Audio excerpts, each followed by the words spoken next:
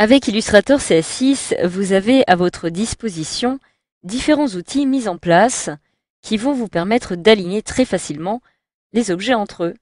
Alors, pour faire apparaître par exemple cet outil d'alignement, il me suffit de me rendre dans un premier temps dans le menu Fenêtre. Ici, je vais pouvoir décider d'afficher le panneau Alignement qui apparaît ici automatiquement sur mon document de travail.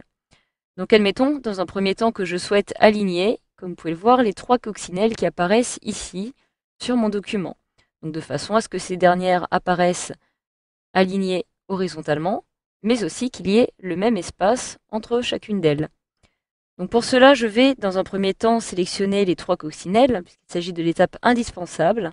Je clique sur la première à l'aide de l'outil flèche noire. Je maintiens la touche Maj enfoncée afin de sélectionner la deuxième, puis la troisième. Je relâche la touche Maj et une fois que je les ai sélectionnées, je vais maintenant pouvoir utiliser ce petit panneau. Donc celui-ci se compose en fait de deux parties. Vous avez ici l'alignement des objets, c'est-à-dire afin que plusieurs objets soient alignés sur la même ligne. Donc ce qui m'intéresse afin de pouvoir les placer tous les trois de façon horizontale.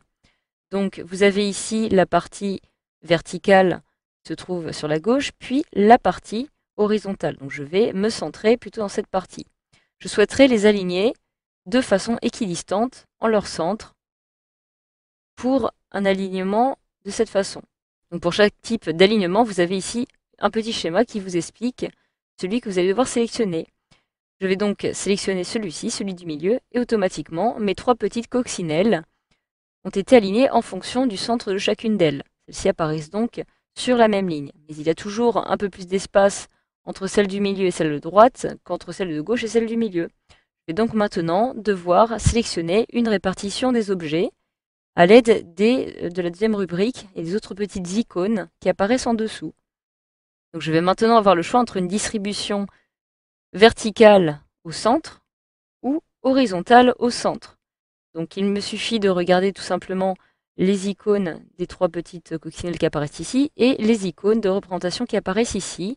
Et cela fait que je dois choisir tout simplement cette petite icône afin d'avoir une distribution horizontale au centre.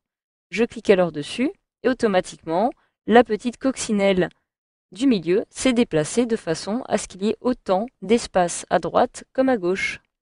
Donc voilà, vous avez en fait plusieurs possibilités.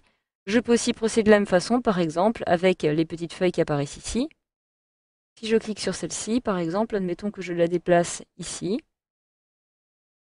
Je vais sélectionner la première feuille, je maintiens Maj enfoncé pour sélectionner la deuxième, et je souhaiterais alors, par exemple, les aligner ici, sur le bord gauche de mon document.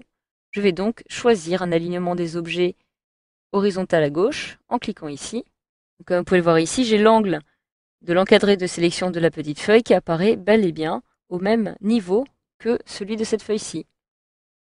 Par la suite, je peux définir aussi, si je le souhaite, une répartition des objets, de façon à ce que celle-ci soit par exemple verticale au centre, verticale en haut ou verticale en bas. Je choisis verticale au centre.